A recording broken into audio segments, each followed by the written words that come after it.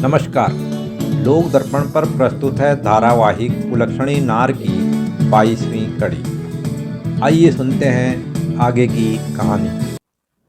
सांझ से रात हो गई। आनंदी ने मंजू के साथ साथ उसके सास ससुर को भी समझाया। इसके बाद आनंदी अपने बच्चों को साथ लेकर अपने घर चली गई। आज काशीराम के घर का चूल्हा भी नहीं जला। तीनों सदस्य एक ही कमरे में एक चिराग की मंद मंद रोशनी में अपने घर के चिराग के लिए आंसू बहा रहे थे। आनंदी को यह बात मालूम थी कि आज इस दुख की घड़ी में इस घर के लोग रो रो कर ही रात काट रहे होंगे, इसलिए वह अपने घर से उनके लिए रोटी सब्जी बनाकर ले आई। तीनों के लिए आज का दुख जीवन का असहनीय दुख था, ऐसा दुख जो आजीवन अब उनका पीछा न छोड़ेगा।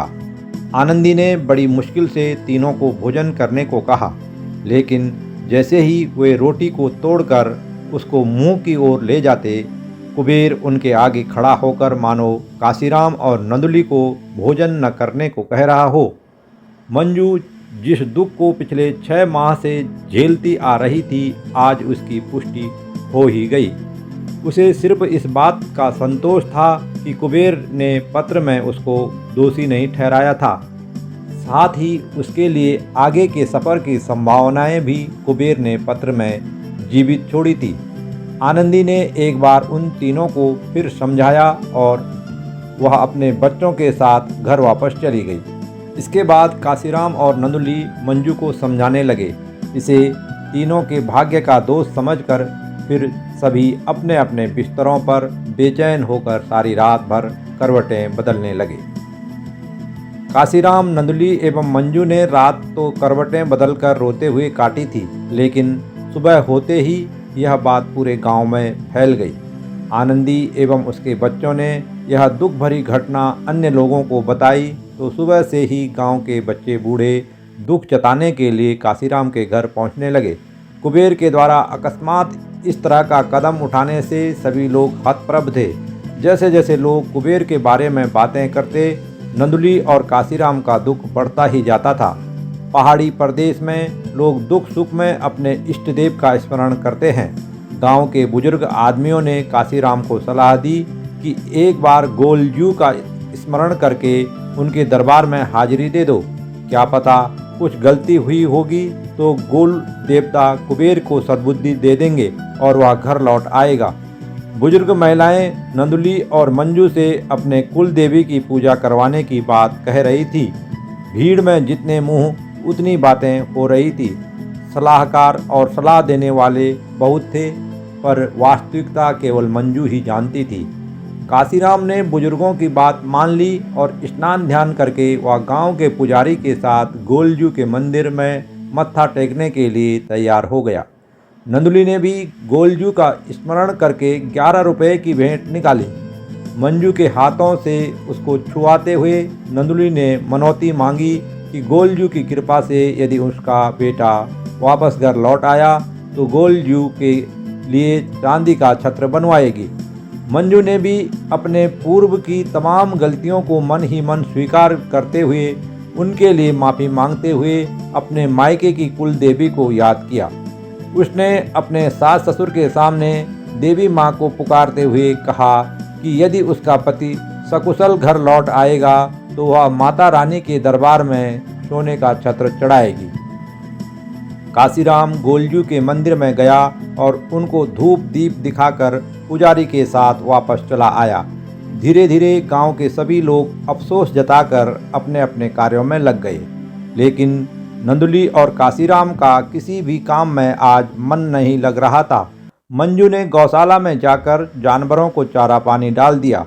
गौशाला से घर लौटते समय उसकी मुलाकात आनंदी से हुई। आनंदी ने मंजू को वह बात याद दिलाई कि जिस दिन कुबेर घर से जा रहा था उसी दिन एक अपशकुन हो गया था।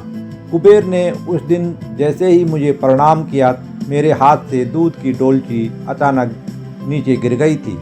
मैंने कुबेर को थोड़ी देर रुकने को कहा, लेकिन उसने नहीं माना।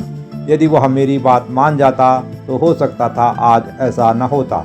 मंजू ने इस घटना को बंटी और रवि के साथ कुबेर के काठ गोदाम तक जाने के साथ जोड़कर देखा तो वह भी उस दिन के अपशकुन को सत्य मानने लगी। उसने सोचा कि यदि कुबेर आधे घंटे के लिए भी उस दिन घर पर रुक जाता तो वास्तव में यह घटना न घटती। मंजू घर पहुंची तो उसने देखा कि सास ससुर सुबह से अभी तक भूखे प्यासे ही बैठे हैं। भूख एक ऐसी दवा है जो दुख को सहने के लिए इंसान को एक प्रकार से शक्ति देती है। इसलिए मंजू ने सास ससुर से पूछा, आप लोग कब तक भूखे प्यासे रहोगे? आप लोगों को मैं ऐसे ही भूखा प्यासा न रहने दूंगी। आपने या मैंने तो उन्हें ऐसा कदम उठाने को मजबूर नहीं किया। यह सब उनकी इच्छा और ऊपर वाले की मर्जी है। उसके यह कहते ही काशीराम ने नंदुली से कहा, कुबेर की इजा बहू सही कह रही है। तू अब उसकी चिंता छोड़, गोलजुग जो भी करेंगे ठीक ही करेंगे। यह कहकर काशीराम ने बहू को चूल्हा जलाकर चाय नाश्ता बनाने को कहा।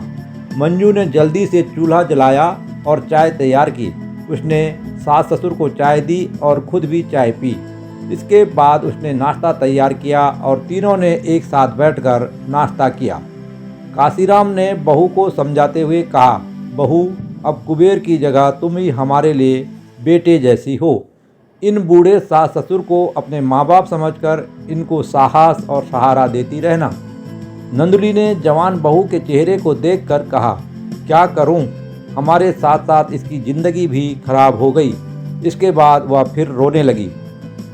मंजू ने सास के आंसू पोंछते हुए कहा, आनंदी दीदी के हाथ से उस दिन दूध की डोलची गिरने से ही मेरे मन में एक भय सा हो गया था, लेकिन यह सब हमारे हाथ में तो नहीं है।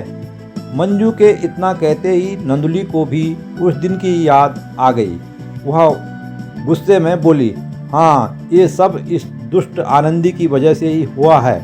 अगर इसके हाथ से दूध की डोलची न गिरती तो मेरा कुबेर आज जोगी न बनता। मंजू के इतना कहते ही नंदुली आनंदी के कल के उपकार को भूल गई। अब उसने अपने घर से जोर जोर से आनंदी और उसके बच्चों को गालियां देना शुरू कर दिया। आनंदी ने जब यह सब सुना तो एक दो दिन तक तो वह यह सब सुनती रही, लेकिन तीसरे दिन उसने भी रौद्र रूप धारण करके नंदुली और मंजू को खूब खरी खोटी सुनाई।